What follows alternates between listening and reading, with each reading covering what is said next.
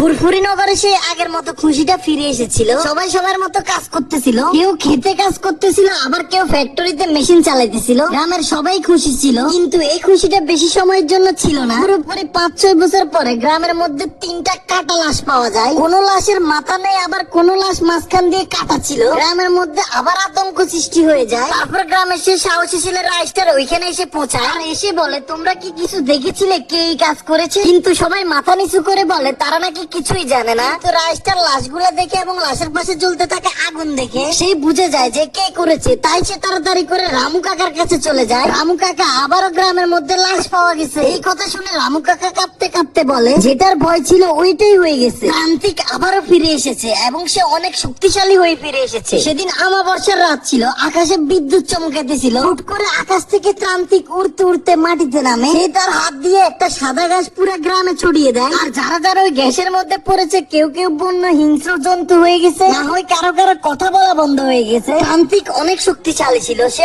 আগুন দিয়ে মানুষকে গায়েব করে দিত। একদিন তান্ত্রিক গ্রামে থাকা তেলের ট্যাঙ্কির মধ্যে ঢুকে যায় আর ওই তেলগুলাকে রাইস্টার গাড়ির মধ্যে উঠিয়ে শহরে নিয়ে যাইতেছিল বিক্রি করার জন্য। রাস্তার মধ্যে হুট করে জোরে জোরে তেলের ট্যাঙ্কি লড়তে থাকে আর তান্ত্রিক বের হয়ে আসে আর হুট করে ওই জায়গাটা পুরো সাদা গ্যাসে পরিণত হয়। তারপর ওইখানে দেখা যায় শুধু খালি গাড়ি আর তেলের ট্যাঙ্কি পড়ে আছে। মানে তান্ত্রিক রাইস্টারকে তার বশে করে নিছে এবং তান্ত্রিক রাইস্টারের রূপ ধরে তার গ্রামে চলে আসে এবং গ্রামের সকল মানুষকে একে একে করে মারতে থাকে এবং তার খারাপ শক্তি দিয়ে পুরো গ্রামটাকেই ধ্বংস করে দেয়। এতে অনেক মানুষই মারা যায় আর গ্রামের সবাই এর জন্য রাইস্টারকে দোষ দিতেছিল। কিন্তু রাইস্টার একটা অন্ধকার জায়গায় বন্দী ছিল। হঠাৎ একদিন একজন লোক ওই জায়গা দিয়ে যাইতেছিল, তখন সে রাইস্টারের আওয়াজ শুনতে পায় এবং রাইস্টারকে দেখে তাড়াতাড়ি করে তাকে মুক্ত করে দেয়। আর মুক্ত হয়ে রাইস্টার গ্রামে আসে আর গ্রামে এসে দেখে গ্রাম পুরো ধ্বংস হয়ে গেছে, চারদিকে শুধু লাশ আর লাশ। গ্রামের মানুষ তাকে ঘিরে ফেলেছে আর বলতেছে, কেন গ্রামের মানুষকে মেরেছো তুমি? রাইস্টার বলে, ওই দিন আমি তেল নিয়ে শহরে যাইতেছিলাম, তান্ত্রিক আমাকে বন্দি করে নেয় এবং আমার রূপ ধারণ করে গ্রামে চলে আসে আর এখানে এসে অনেক মানুষকে মেরে ফেলে। এটা শুনে সবাই বুঝতে পারে এবং সবাই একসাথ হয়ে যায় এবং গ্রামের একটা মেয়েকে ভূত সাজিয়ে রাস্তার মাঝখানে দাঁড় করিয়ে রাখা হয়। রামু কাকা রাইস্টারকে একটা জাদুর বন্দুক দেয়, এই গুলি দিয়ে তান্ত্রিককে খুব সহজেই মারা যাবে। রাত হয়ে যায়, তান্ত্রিকও চলে আসে এবং রাইস্টার তান্ত্রিকের উপর গুলি চালিয়ে দেয় এবং ধীরে ধীরে তান্ত্রিক জ্বলে পুড়ে শেষ হয়ে যায়। ফুরফুরি নগরে সে